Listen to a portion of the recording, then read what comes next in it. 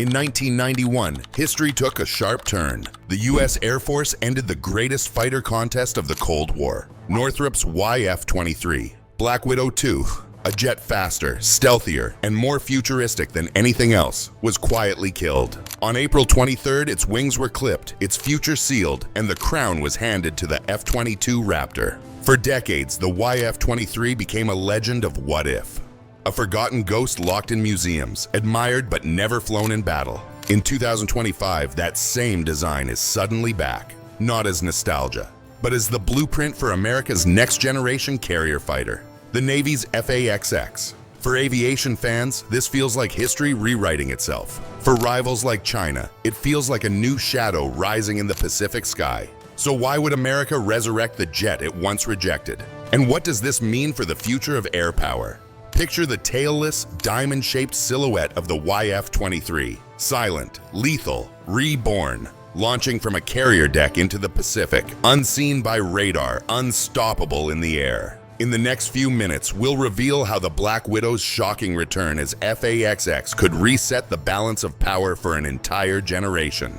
This is the hidden story of the YF-23's comeback. The year was 1991. The Cold War was ending, and the U.S. Air Force faced its biggest fighter decision in decades. Two prototypes stood ready: Lockheed's YF-22, sharp and agile, and Northrop's YF-23, darker, faster, stealthier. The so-called Black Widow II. Both had flown, both had proven themselves. But on April 23, 1991, history made its choice. The Air Force crowned the YF-22 the winner. The YF-23 was quietly shelved. Its sleek diamond shape, its tailless design, and its unmatched stealth were left behind. A jet ahead of its time, retired before it could even fight. For aviation fans, it felt like watching the future get locked in a museum. The Black Widow was more than just another prototype. It was an aircraft with almost mythical potential. Faster than the Raptor, stealthier than anything the world had seen, deadlier in ways most people could not even imagine.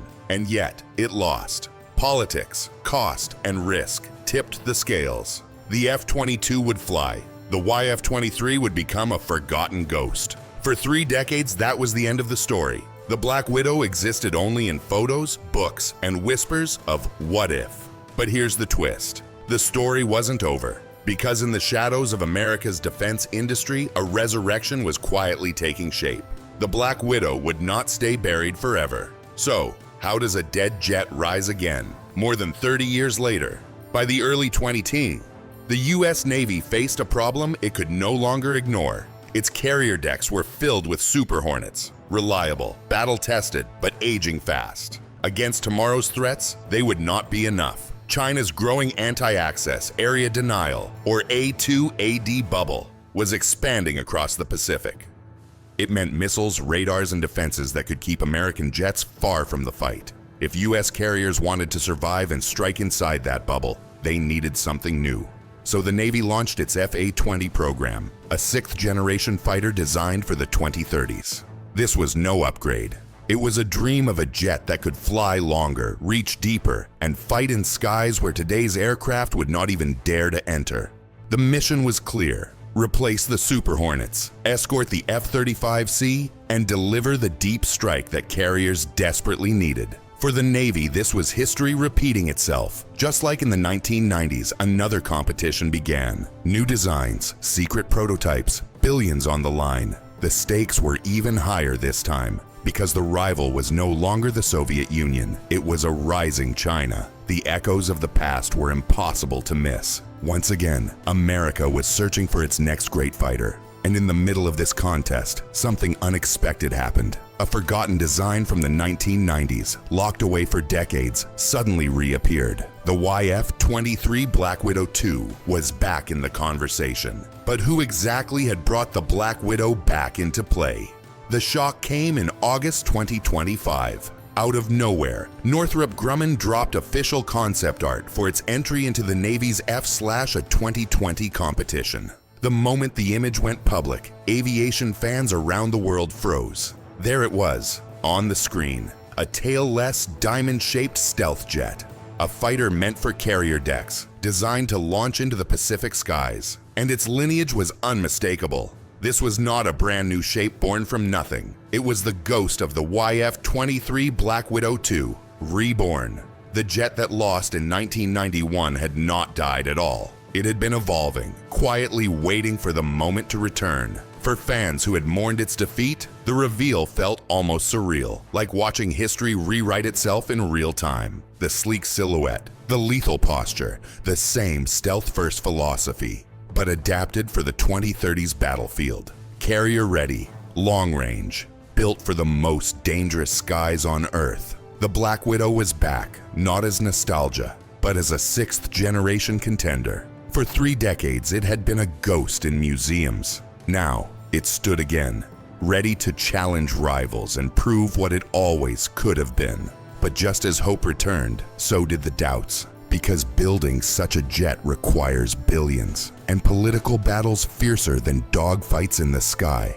The question suddenly shifted. Could this resurrected Black Widow survive not just enemies abroad, but the brutal budget wars at home? The excitement of the reveal did not last long. By late 2025, the Pentagon's budget reports delivered a brutal shock. Instead of the billions needed to push the F-22 forward, Congress approved only a few tens of millions. Just enough to keep paperwork alive, nowhere near enough to build the fighter the Navy desperately needed. Headlines screamed the same word: limbo. For aviation fans, it felt like déjà vu. The Black Widow had once lost in 1991 not because of its potential, but because of politics. And now, history looked ready to repeat itself. Here was a jet designed to decide the future balance of power in the Pacific, strangled in its cradle by budget knives in Washington. Imagine the scene. A warship sails in the Pacific, its Super Hornets outranged by Chinese stealth fighters. Meanwhile, the F-22, the jet meant to close that gap, sits trapped in design labs unfunded, its future in doubt. For the Navy, this was more than numbers on a spreadsheet. It was the question of survival. Without the F-22, carrier groups risked becoming outdated in the most dangerous decade since the Cold War. The tension grew sharper with each passing month. Could the Navy afford to fall behind? Would the Black Widow be killed twice? Once in 1991 and again in 2025. But just as the program seemed ready to collapse, a lifeline appeared. The question now was simple. Who exactly stepped in to save the Black Widow's return? Just when it seemed the Black Widow's rebirth was about to die in silence, Washington made a sharp turn. By early 2026, lawmakers pushed back against the Pentagon's cuts. In closed-door sessions and defense hearings, voices grew louder. The Navy could not afford to fall behind China. The result was decisive. Instead of scraps of funding, hundreds of millions were restored to the F-22 program.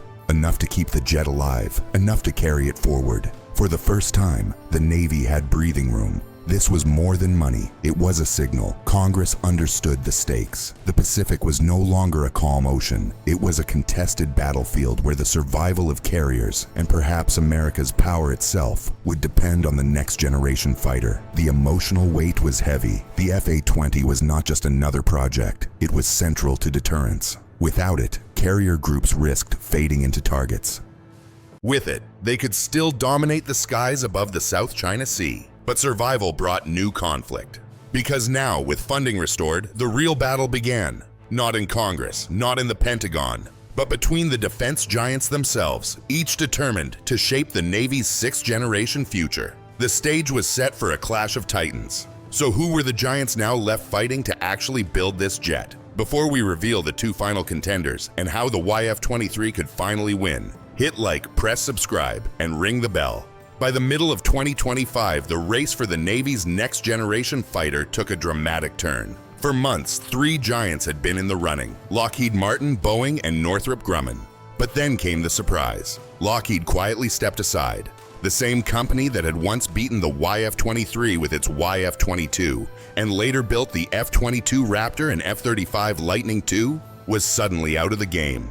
That left only 2 names standing: Boeing, with its long history in naval aviation, and Northrop Grumman, the parent of the long-lost Black Widow II. For the first time since the early 1990s, the YF-23's bloodline had a clear path forward. No longer the runner-up, now the front-runner. For aviation fans, it felt like history had flipped upside down. The jet that once lost its chance at life was now leading the race to define the Navy's future. Imagine the irony. The company that walked away in 1991, its masterpiece locked in museums, was now in position to build the Navy's 6th-generation carrier fighter.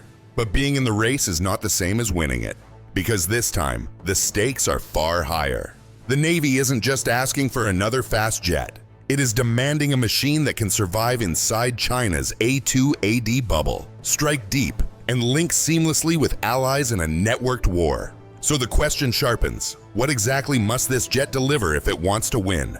By late 2025, the Navy's demands for the F/A-XX were finally written in stone. This would not be just another fighter. It had to go beyond everything that flew before. The first requirement: range. The F/A-XX must fly far enough to strike targets deep inside China's anti-access area denial bubble, a missile umbrella that covers much of the Pacific.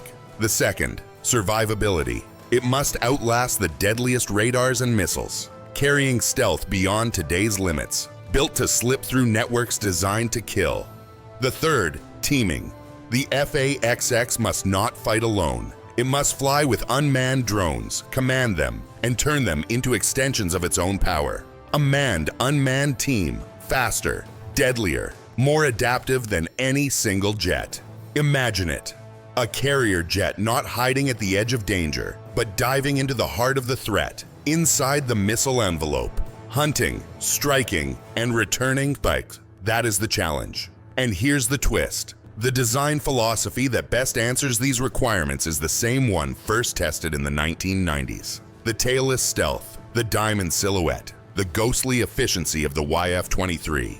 3 decades later, what once looked too advanced is now exactly what the Navy needs. This is why the Black Widow's return matters. Because the F/A-XX is not just a contest. It is America's survival in the skies of the future. So what does this comeback really mean for U.S. air power? The comeback of the Black Widow is not about reviving an old jet from the 1990s. It is about reviving the ideas that made it so far ahead of its time. The YF-23 was never just another prototype.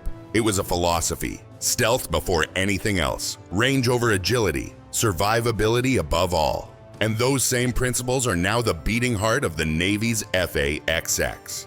The core, a tailless design. One that cuts radar reflections to almost nothing. The mission, deep strike. Flying farther than any carrier jet in history. Slipping into places current fighters cannot reach. The brain, advanced sensor fusion. Merging data from drones, ships, and satellites into one living picture of the battlefield. 3 decades ago, the world thought these ideas were too radical. Today, they are the very requirements for survival in the Pacific. Imagine the irony. A design once shelved, a ghost that sat in hangars and museums, is now shaping the skies of the 2030s. For aviation fans, it is a redemption arc. For the Navy, it may be the difference between carriers staying dominant or being pushed into irrelevance. And this is where the tension sharpens. Because the future of U.S. naval air power might now rest on a design that was once rejected. The Black Widow's shadow is no longer in the past. It has returned to define the future. So the real question becomes, what is the secret behind this shocking comeback? The truth is this: the YF-23 Black Widow II never really lost. It was not destroyed. It was not erased. It was simply waiting. On April 23, 1991, it was locked away, its future handed instead to the F-22 Raptor. What was once called a mistake is now the masterstroke. The emotional high point comes here. The Black Widow II, the fighter denied its destiny, now rises again as the F/A-XX, the U.S. Navy's greatest hope. From April 23, 1991 to August 2025, the story comes full circle. A ghost of the past is now the architect of the future. But the final question lingers. Will the YF-23 finally claim the skies it was denied? Or will history repeat itself one last time? America's next great leap in air power may rise not from a brand new design, but from the ghost of a jet once thought lost. The story of the YF-23 Black Widow II proves that some ideas never truly die. Even when the aircraft itself was shelved, its philosophy lived on. Stealth first, deep strike, and unmatched survivability. Now, 3 decades later, those same ideas are shaping the Navy's 6th generation F/A-XX. The emotional weight is clear. What was once a forgotten runner-up has returned as the possible backbone of U.S. carrier strength. It shows us a simple truth. Technology fades, but powerful ideas can outlive their defeats. And in the most dangerous decade since the Cold War, those ideas may decide who commands the skies. Subscribe for more deep dives into the jets reshaping U.S. power. And tell us, do you think Northrop's YF-23 design will finally win as the FAXX? Or will Boeing steal the prize in the final round of this contest? Comment below.